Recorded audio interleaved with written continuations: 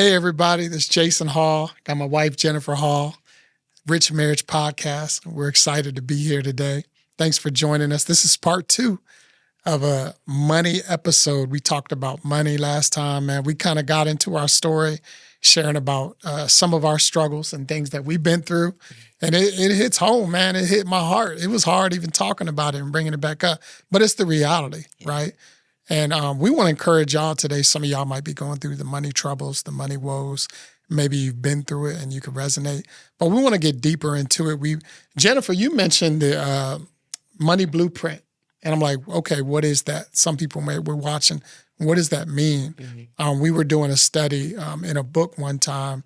We learned what money blueprint was.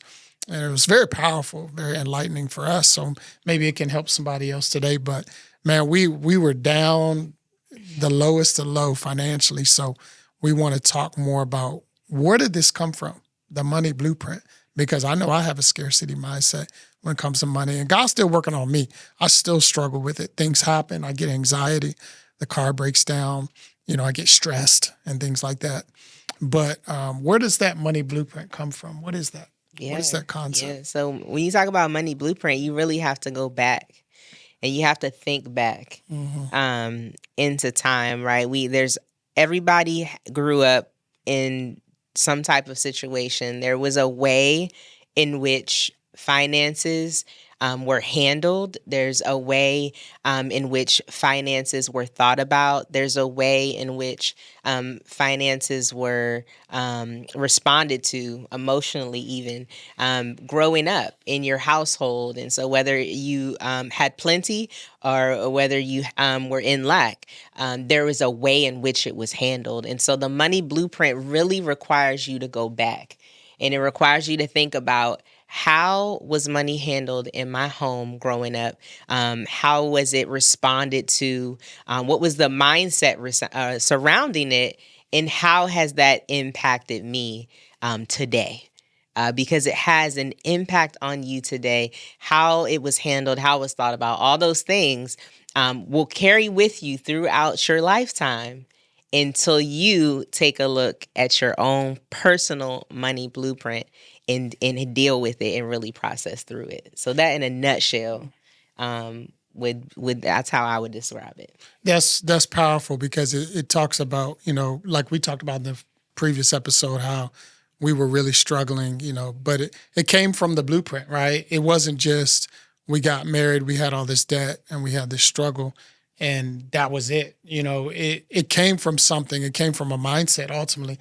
But this, to add something to what Jennifer just shared, was really powerful that I heard before, was it's not just how money was held, how money was dealt with when you were young, but also how did you feel about money? How was the emotional climate financially in your home when it came to Christmas time, or when it came to getting the car fixed or something breaks down in the house? Like, how was your parents or guardian or whoever raised you emotionally? What did you feel when it came to money? Because, we've all heard things like, money doesn't grow on trees. Money is not falling from the sky. You got to work really hard for your money. And I took that to heart, like everything that I had to do was to strive to go get it, right? And to be that provider, right? But I learned something about that changed the perspective about my blueprint. So my blueprint is definitely scarcity. It's lack. It's thinking like there's not enough. So I've been doing this internal work lately, and that comes from my generations before as well. But there's something that's shifting right now that I'm going through. I had this moment of revelation I want to share with y'all, that as my struggle financially, one day many days I was venting to her about money, but one particular day, the Lord quickened me and said, Jason, you're not the provider, I am. And I was like, well, wait a minute. I am the provider. No, God said, I am your provider. And I think when we put ourselves in the path of him being the provider, the provisions can come through us. And he can use us, he can filter his provision through us, through our gifts, our talents, our abilities, supernaturally through other people. I remember one particular story, just to encourage y'all. man, it was when we moved here to Texas, about 8 years ago, there was there was a gentleman that contacted me, a really good friend, that was like, God put it on my heart to send you a monthly check. And I'm like, what? Like, what? That's supernatural, y'all. Like, he literally, and I was like, for what? He's like, just to get whatever you need. And so, and it wasn't a little bit of money. But all I'm saying is things like that would happen as well when God said, let me be the provider. Like, let me show you my provision. Let me tap you into what I can do into your life. And even this year, recently, there's been some things that have happened where, there's some supernatural provisions that I'm receiving, the sort of things I did years ago, something I was involved in. And now I'm even in the case for receiving more. And so the percentages are going up. My wife, I'm going to tell you what, y'all, in like the past 5 years, and not bragging, like just giving praise to God, but this lady right here has gotten raises in the past few years. Like, I'm not exaggerating, but it was from a place and a position of not desiring more, but more of an identity shift and knowing who she is, never tried to strive, never tried to go for a higher position, never tried to climb the corporate ladder or anything. And so it's taught me a level of contentment to be content with what God has given me, but it also faith in who he is, and from a place of rest where I can say, you know what, my provision comes from God. He uses my gifts and my talents and abilities, but ultimately all that I have is his. He owns everything. And so the earth is the Lord's and the fullness thereof. So I came to this revelation to let go and let God. We hear it all the time. Yeah. But I really have, y'all. Like, I'm like, you know what? I can't do it anymore. Like, I can't provide for my wife and kids without God. And so I think that shift for me, coming into this alignment of different thinking and less scarcity and more abundance, has been a major, major shift. What are some of the things that you have done? What is your blueprint? Tell everybody, because I want to hear what your blueprint is. Yeah. Ours was similar in the regard of the scarcity and also the anxiety surrounding money and talking about finances. And so that was definitely something that I carried with me, and no knock to anybody else and taking full responsibility. I wasn't taught, and I never took the steps to really learn, the financial tools to be able to steward finances well and in the way in which God has intended us to. One thing about it, both of us are givers. We're givers, just innately built. We both love to give and always have. And I think that's something too that the motive, right? God knows that about both of us, and he knows that it is our desire. It is our desire to give abundantly. As we know now that abundance is our birthright. That we also desire to give abundantly. And so I think that was a big part of it too, you saying, about the increase and different things. And it's not something that I'm, striving for or desiring, but the increase that came, the provision that came. You shared a story about moving here 8 years ago from Maryland to Texas.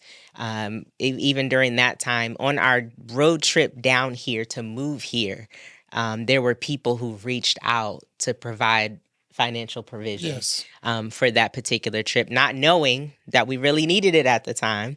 But there are things like that we've seen time and time again throughout our journey. God has always been trying to show us that he's Jireh.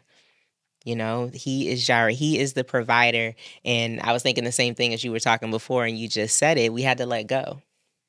We had to let go. As we were holding on, we were limiting our capacity to receive the abundance that is surely ours.